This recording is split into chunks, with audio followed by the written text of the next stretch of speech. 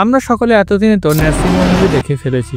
তো আপনারা কি জানেন হিরণ্যকশিপুকে মারার পর প্রহ্লাদে কি হয়েছিল?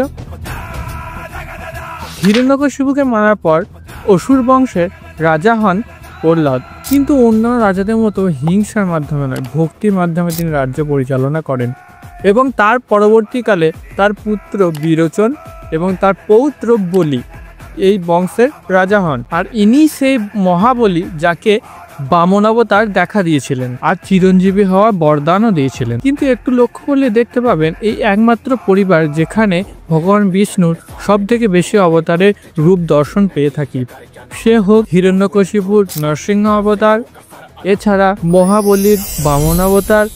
কিন্তু আরেকটা বিষয়, প্রহ্লাদ রাজা হওয়ার পর সেও কিন্তু ভগবান বিষ্ণুর নরনারায়ণ রূপের দর্শন পেয়েছিলেন। এছাড়া মহাবলী চিরঞ্জীবী হওয়ার জন্য তিনি ভবিষ্যতে ভগবান বিষ্ণুর কল্কি অবতারেরও দেখা পাবেন, এছাড়া পরশুরামেরও দেখা পাবেন।